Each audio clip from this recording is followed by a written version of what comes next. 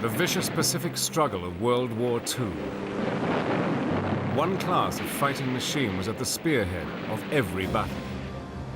At the time, it was the largest warship America had ever built. With the ability to launch hundreds of fighter bombers against shipping and island bases, it tore into the heart of the enemy.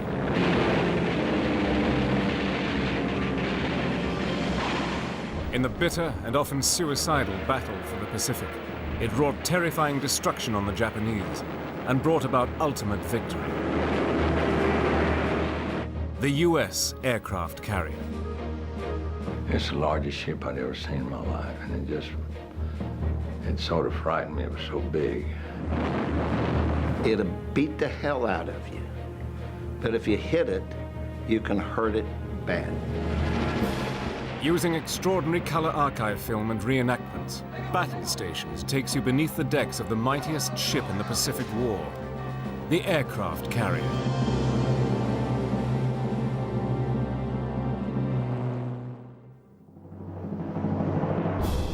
The morning of December the 7th, 1941. A Japanese task force comprising of 6 aircraft carriers is 270 miles north of Hawaii. At 6 a.m. they launched their 360 aircraft. 2 hours later, they attacked the American naval base at Pearl Harbor.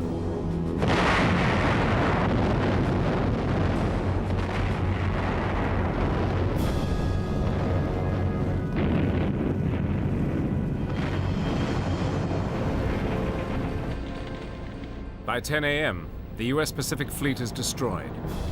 Of its 8 battleships, 6 are either sunk or severely damaged, along with 3 cruisers and 3 destroyers. America was at war. Never before had so much shipping been destroyed by enemy aircraft that had been launched from carriers. These mighty ships had come of age as fearsome machines of war. Yet only 30 years earlier, they had been looked on as nothing more than an interesting experiment. On November the 14th, 1910, a 24-year-old American pilot called Eugene Ely became the first to successfully take off from a ship when he took his Curtiss biplane from the deck of a cruiser. Carrier aviation had been born. Though the experiment had opened a few Navy eyes, it did not loosen its purse strings. A ship built specifically to launch planes was considered ridiculous. Instead, the US developed a floating platform for seaplanes. America was fast losing out to other nations in the development of naval aviation. Britain was quick to recognize the potential of planes equipped with ordnance operating from ships. By June 1913, a landing platform had been built on board one of its cruisers, HMS Hermes.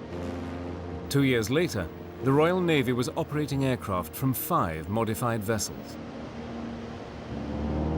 Following the British lead of converting ships for use as aircraft platforms, the US Navy selected a collier to become America's first aircraft carrier. Named the USS Langley, she was commissioned in 1922. Although ungainly, she would be the first in a large and fearsome family of naval vessels. But the problems of landing and taking off on a moving vessel were enormous.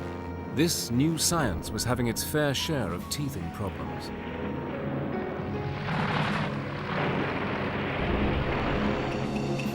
But across the other side of the world, another country was also beginning to develop its own carriers. Japan had seized on the importance of naval aviation, and carrier development was a high priority. By the mid-1920s, its building program was far more advanced than the US.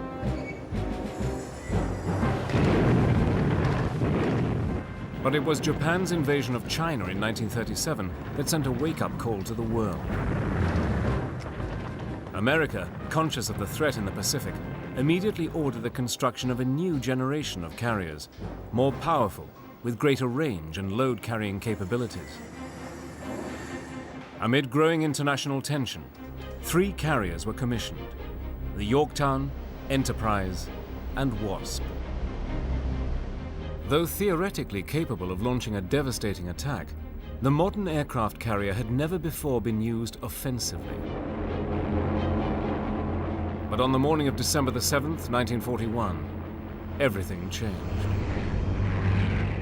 Pearl Harbor had conclusively proved the effectiveness of a carrier force. Grievously wounded, America needed to show that it could take the fight back to Japan. In an audacious move on April 18, 1942, an American carrier struck at the very heart of Japan.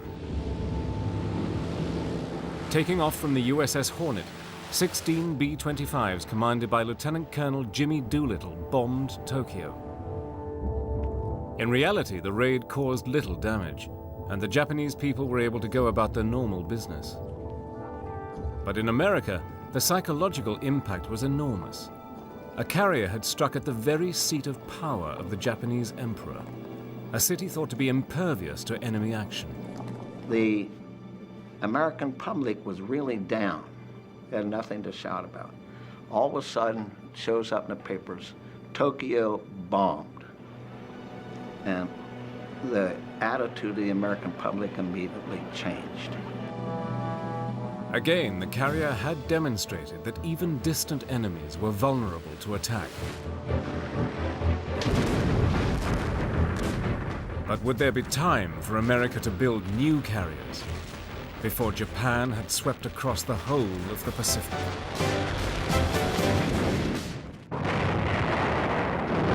Despite the devastation of the American Pacific Fleet by the Japanese at Pearl Harbor, 3 U.S. carriers had miraculously escaped. The Saratoga, Lexington, and Enterprise were at sea when the attack took place. These 3 were now all that stood between Japan and defeat. Immediately, plans to supply the Pacific Fleet with 40 new carriers were reviewed and put into action. The new Essex Class carrier was chosen to be the foundation of America's rebuilding program. Intended to carry more aircraft, the Essex Class was over 800 feet long and at 27,000 tons was more than a third heavier than any of its predecessors, and armor protection was greatly improved. These features, with the provision of a vastly improved battery, such as the main armament of 8 5-inch guns, 17 40mm Bofors guns, and 60 20mm Oerlikon guns, gave the ships a much enhanced survivability. In a Herculean effort, 5 shipyards in Virginia, Massachusetts, New York, and Philadelphia worked around the clock to produce 24 of these colossal vessels, each one bigger than a major New York skyscraper. It looked like a warship, but I'd say 10 to 20% of the shipyard workers were ladies. And you heard of Rosie the Riveter. Well, it was Rosie the Welder. If you can picture a brand new hotel with nothing in any of the rooms, nothing. That was my first introduction to the ship. The construction of the Essex Class aircraft carriers exemplified America's awesome industrial capability. Tens of thousands of workers rushed to get these much-needed vessels into the front line. In a remarkable industrial achievement, the shipyards produced the carriers far ahead of schedule, in some cases by as much as 17 months. The American people also played their part. A Massachusetts insurance company offered a special bond drive to raise funds for a carrier. The drive raised enough money not only to build the ship, but to pay for its operating expenses for a year as well.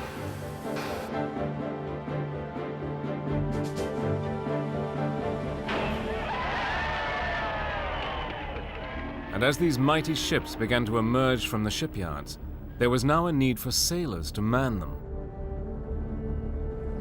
Since the Japanese attacked Pearl Harbor, I had been wanting to get into service, and I wasn't old enough. So finally, when I became 16, I my mother, I begged my mother to just let me go because I couldn't stand it anymore. I really wanted to get in. I really wanted to kill the Japs. For many of these young men, it was the first time they had ever seen an aircraft carrier. Oh, my Lord, I thought that thing really floats. It was huge. It was a total of about 17 stories from the bottom of the keel to the very top of the topmast. It was a monstrous thing. I walked along the dock here in Pearl Harbor looking at it, and my sea bag was as big as I was, and I was looking at this. It's the largest ship I'd ever seen in my life, and it just sort of frightened me. It was so big. The building and crewing of these carriers was given top priority. Both America and Japan realized that the carrier was vital to victory in the Pacific and rushed to get these fortresses seaborne. Role aircraft carriers to carry airplanes, the fighting weapons, so to speak. The dive bombers, the fighters, torpedo planes, and scout planes, and to carry them forward in the area in operations in a group of ships from one spot to another forward in the Pacific. With this in mind, both camps realized that sinking the opposing carrier fleet was the only way to victory.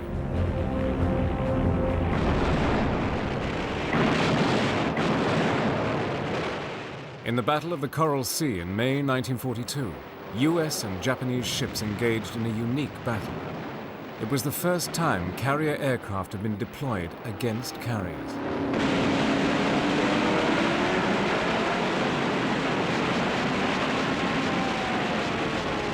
During the battle, the USS Lexington was hit by 3 bombs and 2 torpedoes. But the next major naval engagement of the war would prove to be the turning point in the Pacific, the Battle of Midway. In an attempt to occupy the tiny but strategically important island of Midway, the Japanese sent a 4-carrier task force to draw out the American fleet in the Pacific. The principal objective was the destruction of America's carriers. On the morning of June the 4th, 1942, Japanese carrier-based torpedo and dive bombers attacked.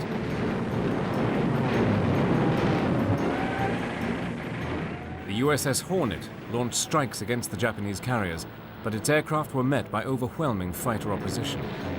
Of the 41 torpedo planes launched by the American carrier, only 6 returned.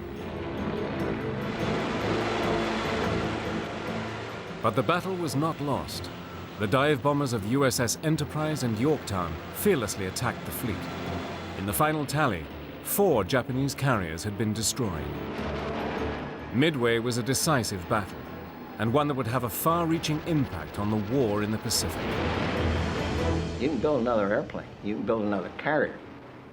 The Japanese did not do what the Americans did. When we had expert pilots, been in combat and everything, they sent them back to States to train more people. The Japanese kept them out there, and we killed them. That was the mistake the Japanese made. America, too, suffered a carrier loss, the USS Yorktown. Despite this loss, Midway established the supremacy of the carrier in naval warfare. They were hailed as the new queens of the sea. But to the sailors, it became all too clear that each engagement would be a battle to the death. As the battle for the Pacific intensified, life was about to become a day-to-day challenge for the men on board the cities of steel. Despite the success of the carrier force at Midway, the battle for the Pacific in 1942 had been costly. 3 US carriers had been sunk. America needed new flat tops, and needed them quickly. By December, the first of the new Essex Class carriers was commissioned and ready to enter the Pacific War. When you go out underneath that Golden Gate Bridge, because you know you're going, you don't know whether you're going to come back or not, this kind of thing. It's really an emotional thing watching as it disappears. That's when you get that lonesome, melancholy feeling. Home to nearly 3,000 officers and crew, the aircraft carrier is actually a floating city. Through miles of corridors encased by armor plating, each man had to learn how to live and work in close confines. There was 3,000 guys on that ship. And the noise was, there were always revving airplanes on the hangar deck. Of course, up on the flight deck, it was just as bad. Walking around the ship, you had to learn to duck and step at the same time, going through the hatches, or you hit your head or hit your ankle. Of course, down below was hot. It was a floating city. You could get a haircut on there. You could get a Coke. You could get a candy bar. You could buy your cigarettes, incidentally, at 5 cents a package back then. We had our own hospital on board. It was just like a floating city. The bunks were 4 high. They were lengthy enough for a 6-foot tour like myself. Mine was the bottom unit, probably 3 to 4 inches off of the deck. And to get in, I'd have to lay down and roll into the deck, you know, while everybody else climbed to the top. Meals were cooked in shifts, each accommodating almost 500 men in one sitting. Well, of course, they had all kinds of names for the, you know, collision mats with hydraulic fluid. That, of course, was pancakes and French toast and maple syrup and that type of thing. And then the eggs and the milk were powdered. They weren't exactly the tastiest thing, but there's some other boys that were digging trenches someplace else eating food that we didn't have to eat. At least ours was hot. Deep below the waterline, engineers, ratings, radar operators, cooks, fire crews and officers carried out their duties.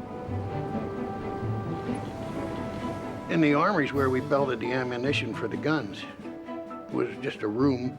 Eventually they put bunks in there for us so we could sleep in there. Down below, when you were down in the magazine and all, well, you had to be careful there because of the bombs would sweat, and that was explosive. And we put the bombs on a hoist, on a rack, and sent them up to the elevator and sent them topside. But you had to be careful what you were doing. Care and a certain finesse was also needed when steering the 27,000-ton Goliath. You got the ship in your hands. You steer a ship with your fingers and your toes. And if you can't feel the ship in your toes and your fingers, you can't steer it. You become a part of this ship. Your feet and hands are the controls. Working 15-hour days, crews soon learned that life aboard a carrier was not all it was cracked up to be. Of course, you had watches to stand to. You were assigned to a watch on the hangar deck or something. You had watches at night. It ceased to be glamorous like we saw in the movies. It was work. There were times when the crews could take a much-needed break, but total relaxation was non-existent. The alarm to man battle stations could be just seconds away.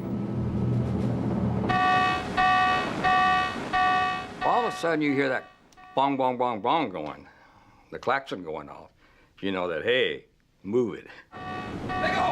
Everything's moving, every leg and every arm. We were all there on duty within a matter of about 2.5 minutes. It was just a mad rush, everybody, to get to their station. And you wanted to make sure you got there. Whether you were a firefighter or a baker, everyone had their battle station duties. On the flight deck, there was a constant state of frenzied activity. It was here that nearly 100 aircraft were prepared for takeoff. Landing control officers organized and reorganized the constant traffic of bombers and fighters, ensuring that the runway remained clear for use. The fear of accidents was everywhere. The propeller planes created a situation with the blades chopping close to the flight deck, that is, in inches from the wood net. And these sailors would actually be working in front of them, and they would be sliding towards the props, and they would duck around this and that. It was dangerous work. any time you may have 45 props going at one time, and the wind situation is terrible. And each plane had a chock that helped the wheels. And when the pilot got ready to go, the flight deck crew had to jerk those chocks out. And the planes were so close together that if you didn't know where you were, you could back into a prop real easy. And you had to work your way onto the fuselage or around and back of the tail or maybe in front of the plane to get over to the side with that chock. As light as we were back then, we were so young and light. Some of us weighed only 130 pounds, 135 pounds. Well, the wind, if we didn't hold on to those cleats in the flight deck, we would just get blown over. Fire was the greatest enemy of the aircraft carrier. The ship was a giant floating petrol station and ammunition store. Deep within its hull were tanks that held thousands of gallons of aviation gas. There were also ammunition stores and over 1 million gallons of fuel oil for the carrier. A crash or explosion could spell disaster. No one on board ignored the implications. It's a heavyweight boxer with a glass jaw. It'll beat the hell out of you. But if you hit it, you can hurt it bad.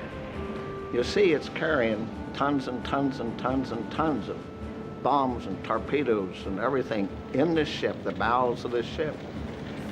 We'd carry about 550,000 gallons of gasoline alone for the airplanes. And we'd carry over 1 million gallons of fuel oil.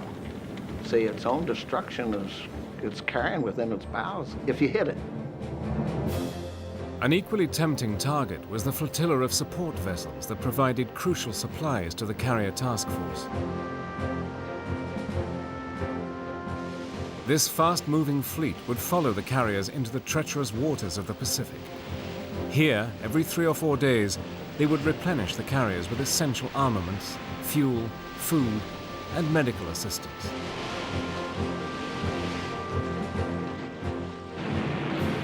By late 1943, the battle for the Pacific Islands intensified, and the carriers were at the spearhead of all the attacks. Wave after wave of aircraft were hurled at the Japanese.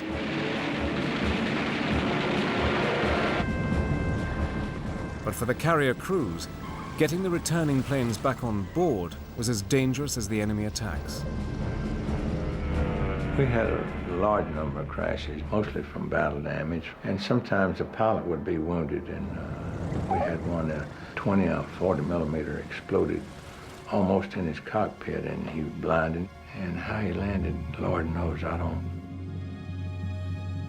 The plane went up, sliding up the flight deck on his belly, and I had to run back towards the railing on the side of the ship. I was just up there watching, and he kept veering to the right, veering to the right. He came crashing into that, and the wing up close hit, and it pivoted. The rear end of that plane hit that island structure, and it just came apart right behind the cockpit. He unstrapped his chute, walked out of it, and he looked at it. He couldn't believe it either. He was dumbfounded when he looked at that thing. If you had no business on the flight deck, you didn't go there, because your longevity wouldn't be very long. When an airplane catches a fire, and if you don't get it out real quick, they're going to go off. When the fire happens, you get as close to it as you can, and there's 2 men on a hose, one lead man and the other 8 feet behind him to hold the hose. You always had your head singed and your eyebrows gone and your eyelids gone. For those pilots that went into the sea and were lucky enough to be rescued, the carriers had a unique way to reward the rescuers. What we would do if a pilot should, for example, he's going to land his plane on the ship and the tail hook wouldn't catch, and he'd go over the side. When he did, a destroyer would pick him up. And then as soon as they could, they would come alongside the tail and span tail of the ship, come up side of it, And in a boatswain's chair, they would send a pilot over to us. In return, we would give them 15 gallons of ice cream. And they were to return our cans the next time. So our pilots really didn't hardly get their feet wet when they hit the water to destroy your atom because they wanted that ice cream. That's what it was. Throughout the latter half of 1943 and into 1944, the carrier task forces began to claw back the Pacific Islands. The aggressive Rear Admiral Michener, the veteran who had commanded the USS Hornet on the Doolittle raid and at Midway, forged a new task force. Task Force 58, as it would now be called, became the most powerful and self-sufficient naval force in history. On the morning of June the 18th, 1944, wave after wave of Japanese aircraft from their carriers and the island of Saipan attacked Task Force 58. The Battle of the Philippine Sea had begun. In some of the fiercest dogfights of the war, nearly every Japanese aircraft was shot down in what became commonly known as the Marianas Turkey Shoot. When the battle was over, Japan had lost 480 aircraft and nearly all of their carrier-trained pilots. More significantly, Japan had lost 3 aircraft carriers. With the loss of these carriers, the Japanese fleet was finished. But the bloodiest phase of the war in the Pacific had just begun. In desperation, Japan resorted to a weapon the US was ill-equipped to fend off. A weapon so fearsome, it could wreak havoc among the US carriers. Japan's divine wind, the kamikaze.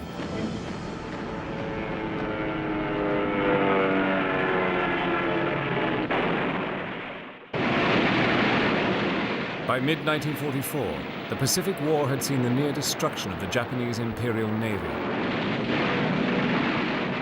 But as the bitter fighting on the islands continued, a new and deadly battle between ship and plane was about to begin.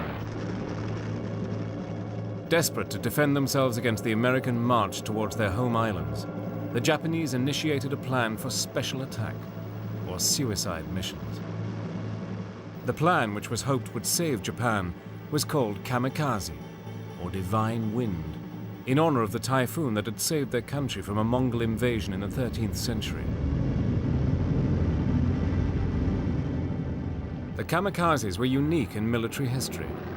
Adhering to the warrior code of Bushido, the Japanese pilots prepared themselves for the ultimate sacrifice, to die protecting the Chrysanthemum Empire. I could never understand somebody doing what the emperor wanted you to do, and just sacrifice your own life. I didn't want to sacrifice my life. I wanted to live. It's hard to understand that somebody else would say, I'd rather be a dead hero than a live combatant. In October 1944, the Japanese began their kamikaze onslaught. American carriers were the prize targets, and the Japanese pilots were instructed to aim at the flight deck and the carrier's island.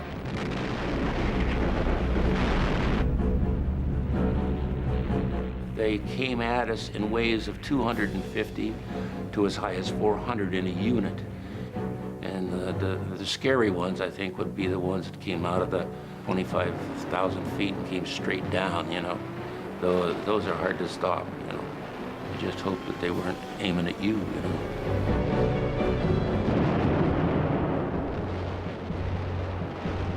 When they attacked, you know, all our 5 inches and 40 millimeters and 20 millimeters, they just fell to sky just like a pepper.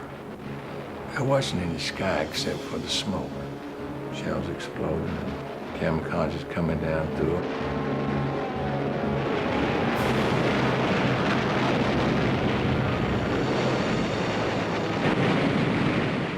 When the 20 millimeters went off, well, let me put it this way. You can't dig a foxhole in a steel deck, but I tried.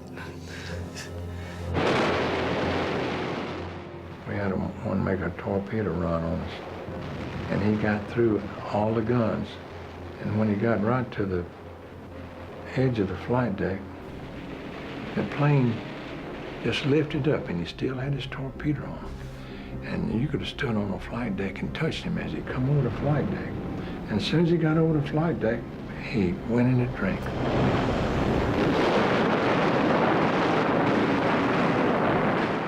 Everything on the bridge is shaking, and the bulkheads would bounce back and forth like my arm illustrated. It was rather hairy. And then the cordite smoke had come back in the helmsman, and the helmsman, he's working in a cloud of smoke.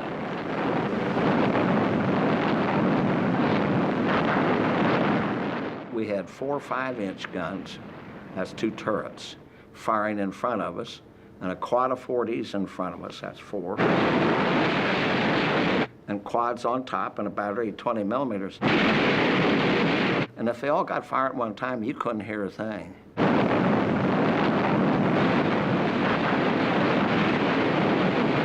Now, the captain was out on the starboard wing of the bridge, and a raid came in, and he wanted me to turn right. Now, I'm not going to hear anything he says.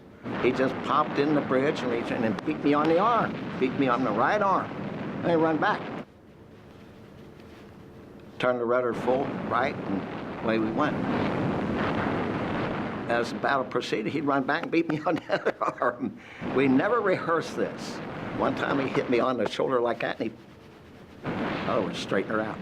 That's the way we were communicating under that thunder of noise.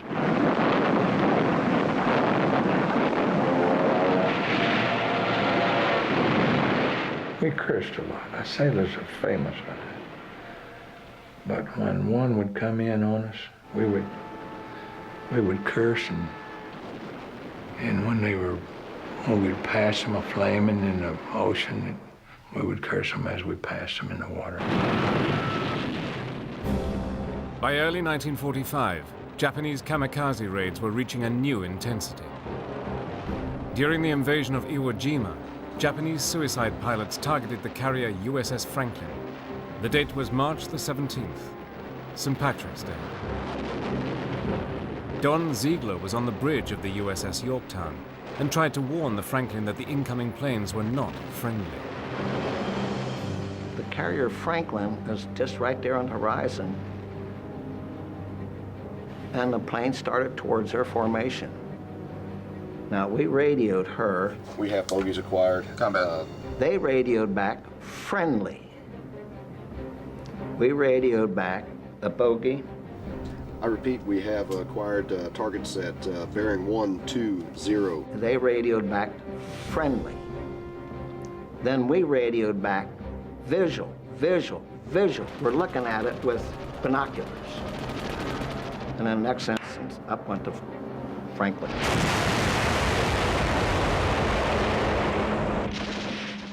The explosion kind of picked me up and threw me across the wardroom tables. And that was the beginning of a very harrowing 12 hours or 15 hours. And the ship started blowing up. I counted 46 explosions and stopped counting because there was still more going.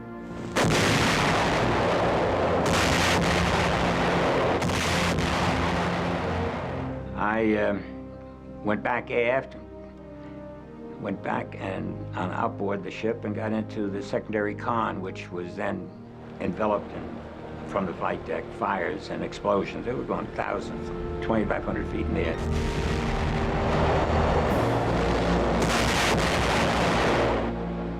She finally goes dead in the water, and most of the guys are just hollering, get off that son of a bitch, is what they were really wanting them to get off, because she's just blowing up from one end to the other.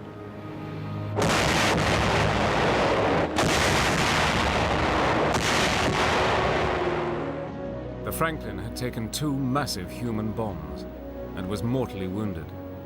Her crews desperately fought the fires in an effort to save the ship. But deep below her decks on level 4, trapped men were battling to save their lives. There was no way out, and the fire was coming up behind us. There was above us a hatch. The paint was coming off the wall. That's how hot you couldn't touch the bulkheads. I found a piece of metal from a bunk or something. I started pounding on it. It was too hot to touch up there. And we just pounding on that. One guy arm would get tired, we'd pass it to somebody else and he'd pound. And we just kept that up continually. And in fact, it was so hot that several of the crewmen took off their sheets, their T-shirts or whatever they had on, folded them neatly and urinated in them and reversed them to get breathing so they could get some air through their T-shirts. Somebody suggested we say the 23rd Psalm. And I don't think there was one of us who knew it in its continuity from the beginning. The Lord is my shepherd. I shall not want. He restoreth my soul. He guideth me down the path. Each contributed at least a thought, a sentence, or a part of that psalm, so that we didn't miss a part. We got it all glued together. Thy rod and thy staff, they comfort me. Above the trapped men, firefighters heard their cries and were trying to cool the hatch down with high-pressure hoses. I couldn't see how I could die that young. And there's so many men that died were younger than I, you know. With time running against them, the rescue team finally managed to get to the hatch. After a long period of time, we heard some tapping above. And as we looked up, we could see that the wheel was starting to move a little bit, and then more. And then all of a sudden, they flung the hatch open from above. We went right up through there and down forward on the hangar deck with the fire hoses on each side of us. And so we all got out of there. Incredibly, the Franklin survived, but at a huge loss. 724 men were killed, and 265 were wounded. But it wasn't the end. There was still one island left to conquer. It has since gone down as one of the bloodiest battles in world history. Okinawa. By April 1945, American forces were racing towards the very heartland of Japan. Crucial to the success of the invasion would be the capture of the strategic island of Okinawa, a mere 350 miles from the mainland of Japan. If the battle for Iwo Jima had been a hard-fought and bloody engagement, the battle for Okinawa reached new levels of ferocity, earning it the nickname, the Island of Death. Once again at the forefront of this strike force were the Essex Class carriers of the Pacific Fleet. And once again, Japan's kamikazes targeted the American carriers, wave after wave of them. On the morning of April the 6th, radar began to pick up large formations of aircraft heading directly towards the fleet. My area of operation usually was in an area called Combat Information Center. If the enemy planes were coming in at a very low altitude, then they'd be within 10 miles of us before we could pick them up. But if they were coming in at 20,000 feet, we could get them at 150 miles out. On that first day, a 700-plane force, half of them kamikaze, struck the American fleet in successive waves. Okinawa was the worst part of the war so far as the kamikazes was concerned, because I think it was 26 on the first 32 days, and we were in general quarters. As the weeks wore on, large numbers of kamikaze were shot down, but many did manage to get through, often with devastating success. The plane came in from the back part of the ship. Came in and dropped its bomb that went into number 3 elevator and then crashed into the flight deck just forward of the number 2 elevator, which was a midship.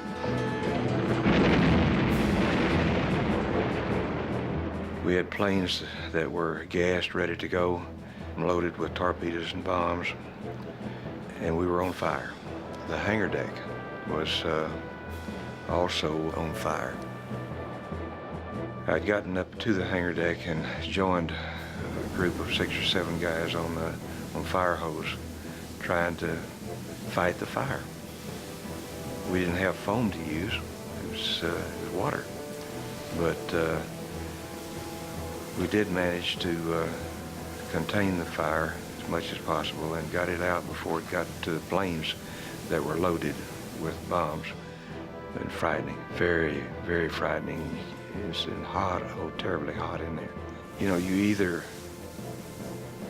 won the battle of the fire or you lost it. And I was fortunate enough to be a winner. Many of the carrier crews were not so lucky. I had a fire on the hangar deck, and we got out of the compartment just fine, had the fire out. And the doctor told me, he said, "All right, Howard," said, "there's your first one." And there was a man laying curved around the tail wheel of an airplane. And he said, "Get him out." And I reached for the man, being my first one, you know. I don't know, reluctantly, I sort of backed off maybe a little bit. And he said, "Get him because he won't hurt you now." And when I pulled the man's ankles to pull him out of there, the meat came off in my hands. That was bad. By June the 21st, the battle for Okinawa was won, but at a terrible price. The US Navy had suffered 5,000 wounded, and almost 5,000 men had been killed. When we did have deaths at sea, they would take the bodies and sew them up in a canvas, and they'd place a 5-inch shell between their legs before they sewed the canvas up. Then they were laid out on number 2 elevator or so forth that hang out over the side of the ship. And then at the funeral service, there was a guard that we had of men in uniform. And they would tilt these boards up all at one time and slide the bodies into the water.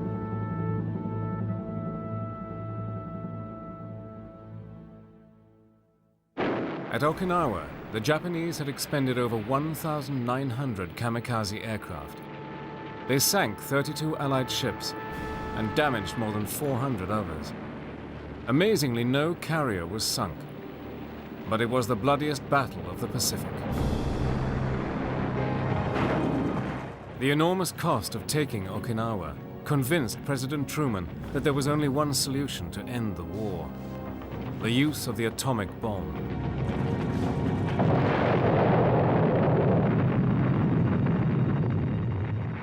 One week later, Japan surrendered. After 4 long years, the bloody battle for the Pacific had taken the US carriers from Pearl Harbor to the Bay of Tokyo.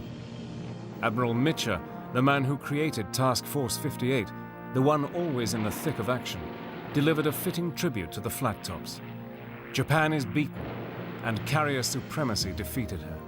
It was the Essex Class carrier which took the war to the enemy and helped to gain a total conclusion of the Pacific War. The carriers took the war to where it was needed. And I think without the carriers, we would have still been fighting.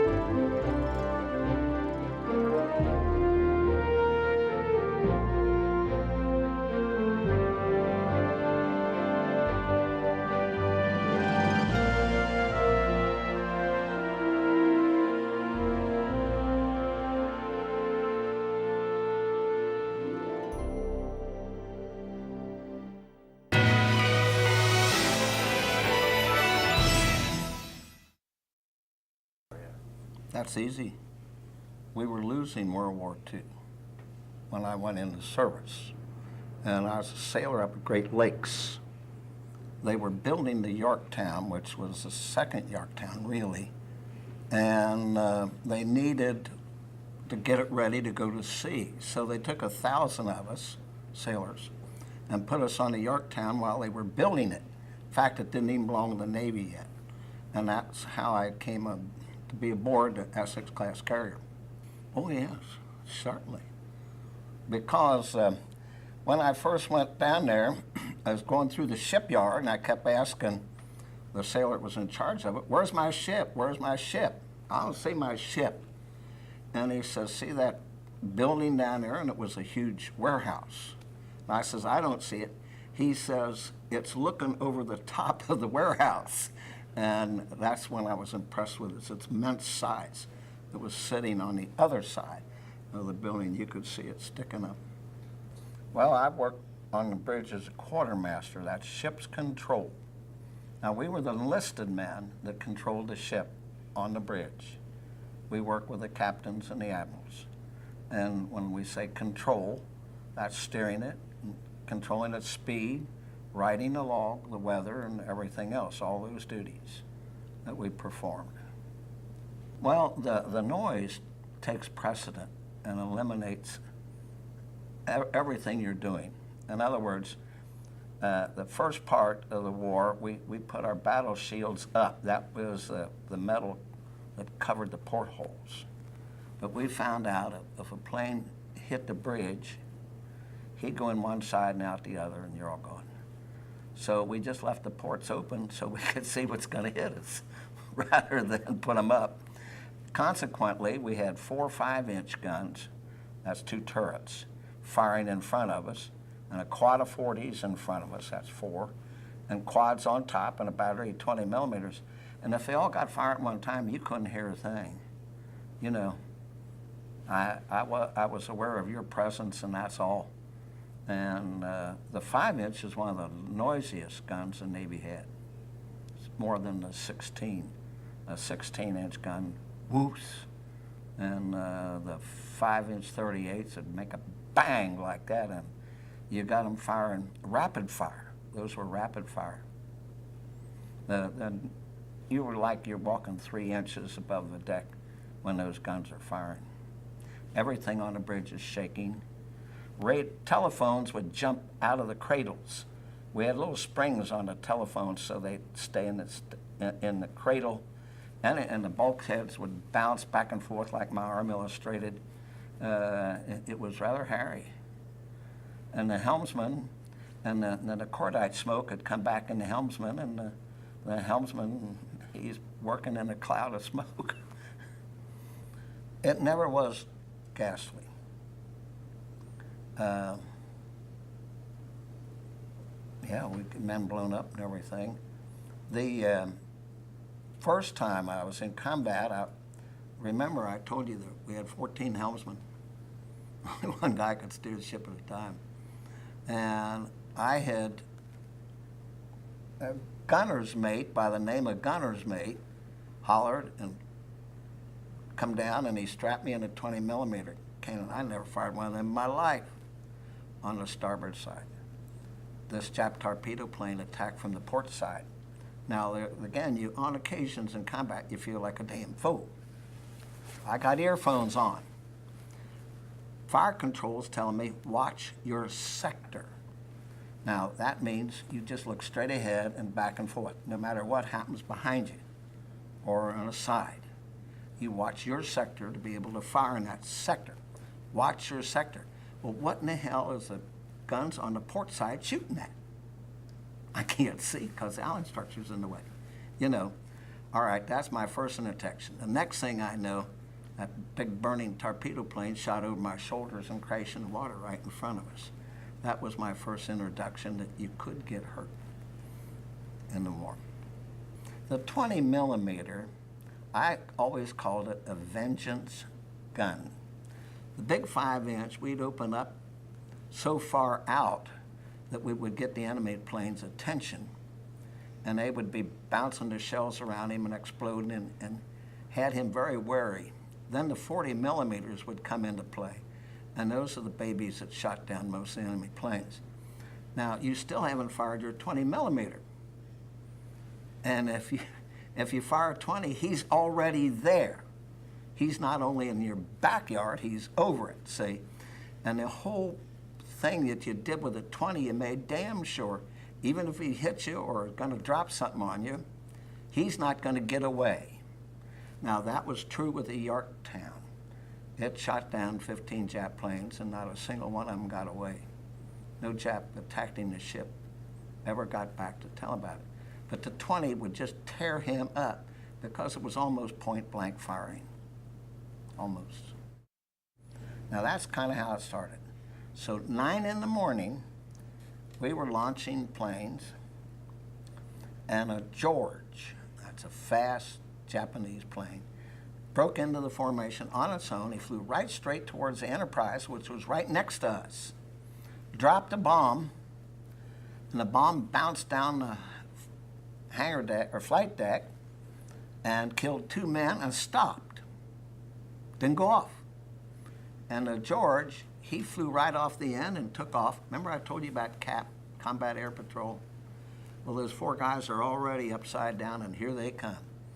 And the Jap thought he got away with it, and he got splashed in a matter of minutes. He was in the ocean. All right. The Japs are still coming out. That's at 9 in the morning. At noontime, the carrier Intrepid, she was on our starboard quarter. She gets hit. Now, she didn't have a reputation for being a real fighter. She put up one of the most gallant battles I've ever seen, fighting them planes off. She got hit and she was burning, smoking badly. We radioed her and asked her, did she want us to change course? Now, the purpose of that is you're moving the air through the carrier so the smoke doesn't interfere with your fighting fires. And she told us to mind our own damn business. That's how frustrated they were. Okay, now that was noontime. At 3 o'clock, we get attacked and we got hit. We had a Jap, he'd come out of the sky right directly in front of the bridge above us. And you have about 8 seconds to hit him. If you don't hit him in 8 seconds, he's got you. Well, we got him, hit him. But his bomb come off, or he let it go, one of the two. The bomb hit the bridge. It hit 11 feet from where I was standing. Didn't go off. It was a 650-pound bomb, and it scooted down through the side of the ship and went through our incinerator stack, went through the signal bridge, went through a 20-millimeter platform, ripped the legs off of a gunner, and blew up outside the ship between mounts 11 and 13.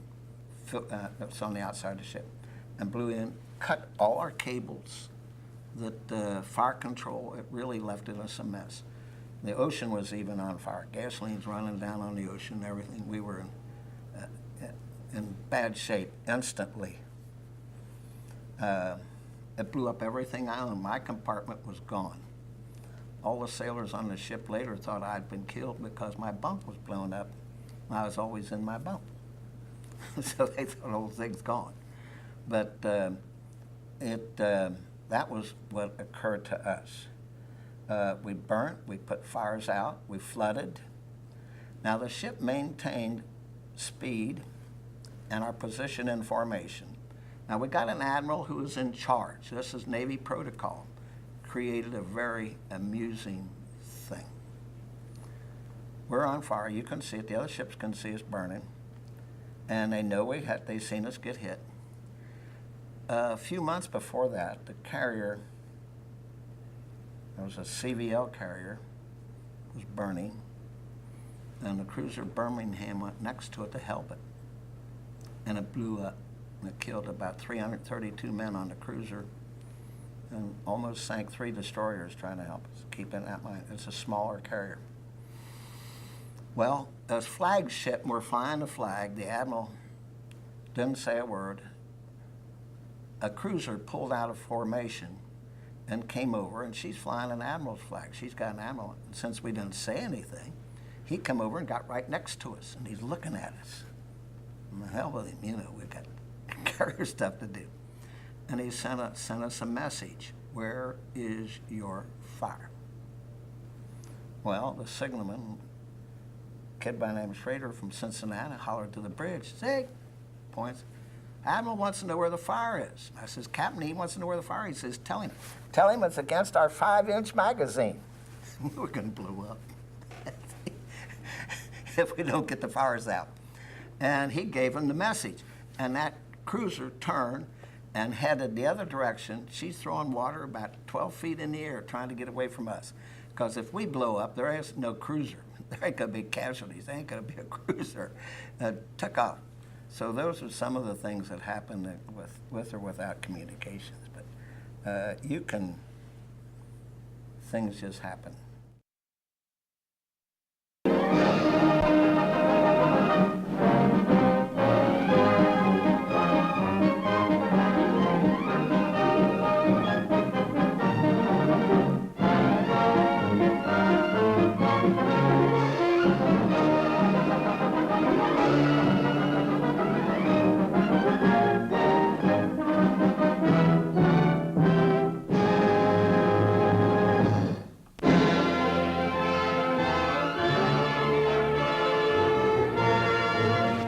Miles off the coast of Japan, an American carrier force slaying at units of the Japanese fleet is attacked by land-based enemy dive bombers.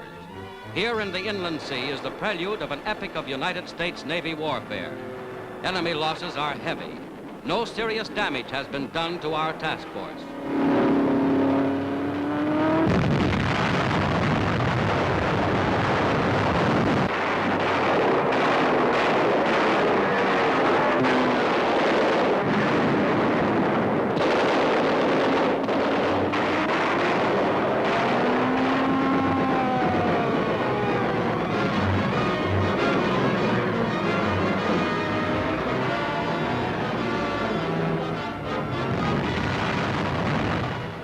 Suddenly, the carrier USS Franklin is struck square amidships by 2 bombs from a low-diving Japanese bomber. Fully loaded planes on deck burst into flame. Bombs, rockets, and gun ammunition explode, turning the ship into a raging inferno. Without panic, crewmen fight the fires. Only superhuman bravery can save the Franklin, but her men fight on.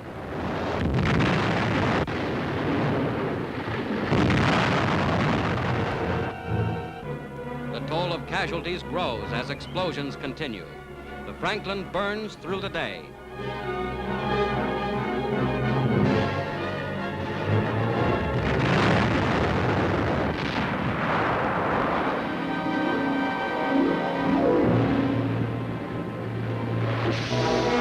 Chaplain Father Joseph O'Callahan, battling heroically to save lives, cares for a critically wounded sailor.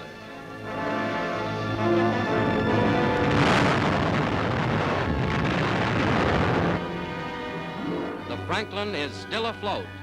No ship has ever before taken such punishment and survived. Scorched and bomb-torn, the carrier lies dead in the water, listing sharply. Rescue ships, without regard to their own danger, stand by to take off the wounded. 1,100 are casualties, more than 800 of these killed or missing. But 2,000 others of the Franklin's crew miraculously escape unhurt.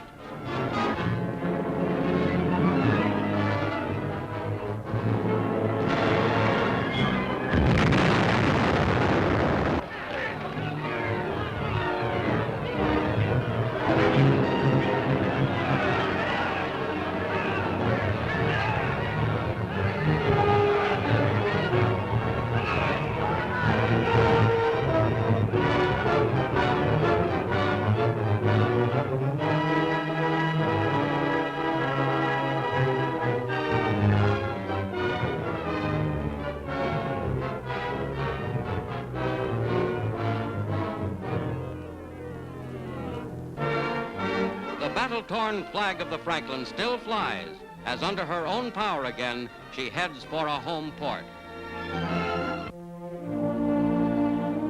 Chaplain O'Callahan celebrates religious services aboard as the Franklin limps across the Pacific.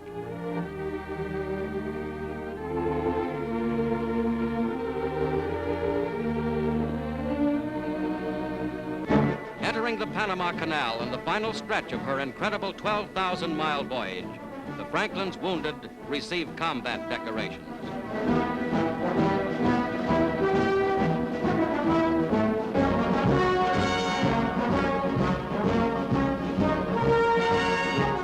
The crew of the Franklin who brought her through safely, heroes all.